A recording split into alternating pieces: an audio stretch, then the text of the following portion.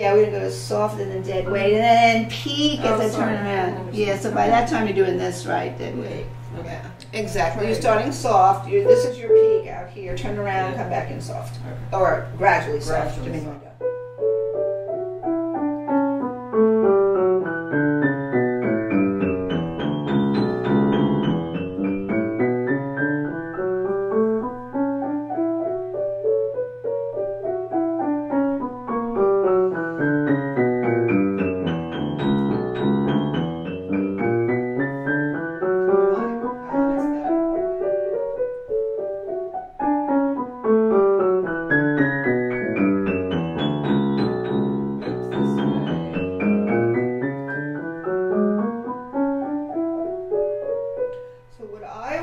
To improve the opening up to the huge crescendo on top, is I would go 2 octaves below the top for the turnaround. Let's see, we're not just 1 but 2. Where would that bring us? Are you starting here, right? Okay, then I guess it would be here. You would start here, and you would think, well, I'm at sort of medium loud here, and then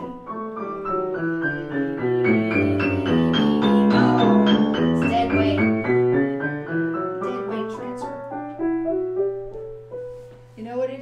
Totally as if you did a push-up against those keys, but just now I was just doing traction. Right. And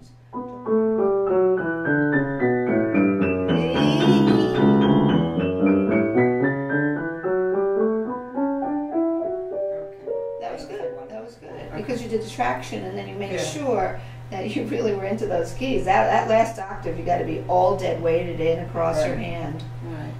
Okay. So do it now, again. how did you dead weight? But I'm doing it slow because it's always the same thing. So I roll into the traction.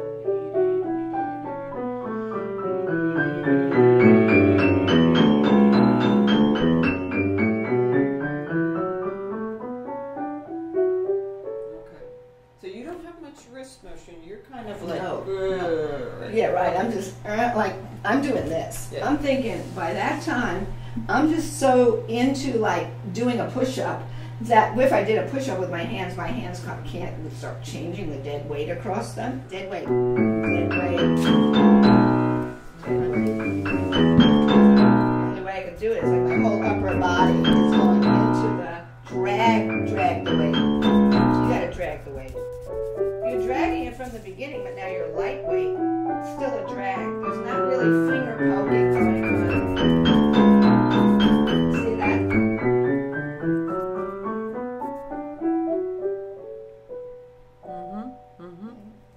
Yeah, and eventually you're going to go, right? I have my dead weight behind that, you know that?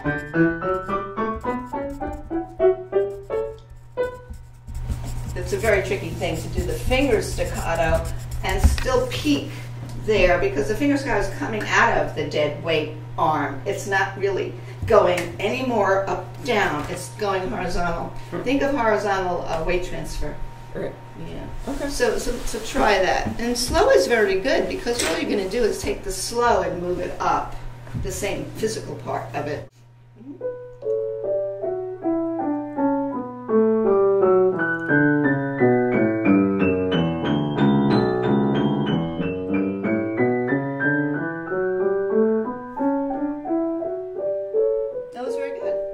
That's very good. Yeah. I mean, we're little people, but even if we're little people, we still have the ability to, like, this is how I would practice it. Up here, I go, wow, I got to be able to do a push-up. You're doing a push-up. It's really what it amounts to, in my opinion. Yeah. So when you get to that upper thing, you're not thinking, oh, this one's deep, now I'll do an up-down, another deep. No, you're already grooved in there like you're pushing up against the piano. Yeah, so that's what you have to do. Now, even when you go quicker, it should be easier because it's like you're not prolonging all this. You're getting deeper quicker, and then you're getting lighter. This goes quicker. So now try the quicker one, which would be what? How about this?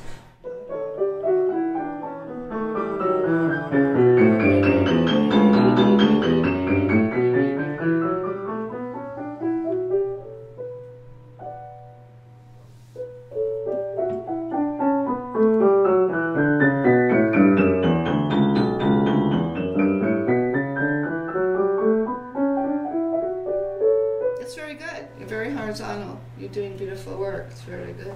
Now translate that to staccato, finger staccato, because we want to now use the fingers.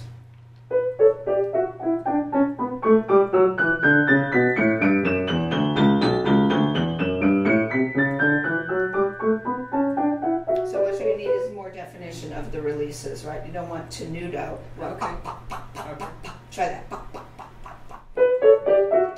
Fingers. Except you want Yeah, right. Yeah, look at this right away.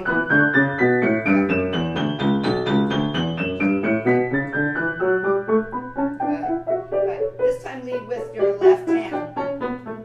Left hand. Make your left hand work.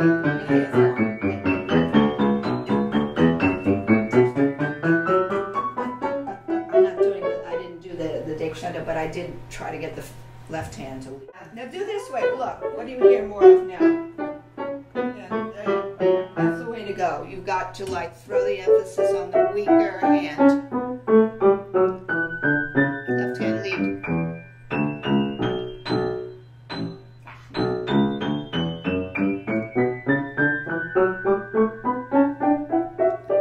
Now it's gotten better. That got better. Stay close to the key, so stay close because you can snap from very close, can't you? Look how close I am.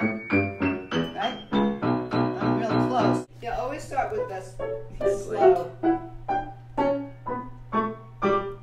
And you're getting the louder sound without forearm for this particular exercise. Because we're practicing for later speed. staccato slow. And left hand leads. Yeah, we all need that extra left-hand practice, all of us, especially if we're if you're right-handed, right? So if you're right-handed, you don't get as much exposure to your left, so you make your left lead, so it gets almost as well as your right hand. Eventually probably will. Good. Get near the right hand. Good. So that's a big order. How's your arpeggio doing?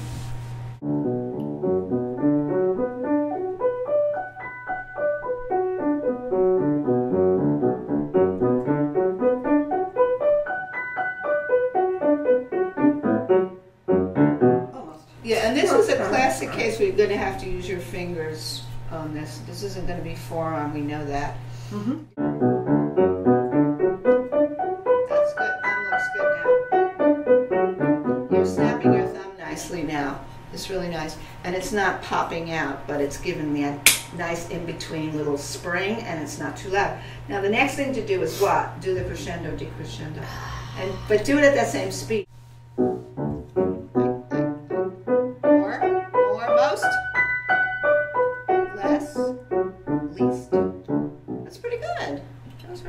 So now you're going to aim for right. That's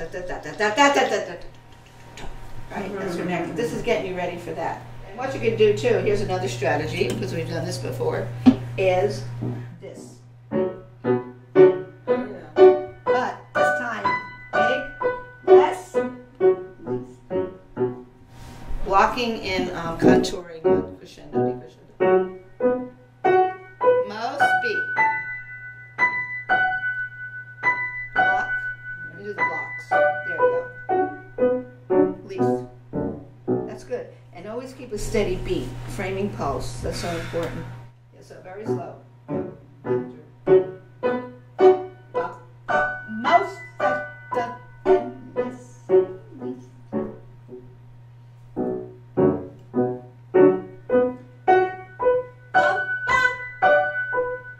Less. Least. That was good. That was a little more controlled. Yeah. I think framing pulse is a big. The framing pulse is a big deal in practicing because if it sort of goes fade to the wind, it just doesn't hold things together. Your playing has to be held together. Crescendo and diminuendo, and do it in blocks, and frame the rhythm. Go slow. And the horizontal motion, all the way one line, dip. More most.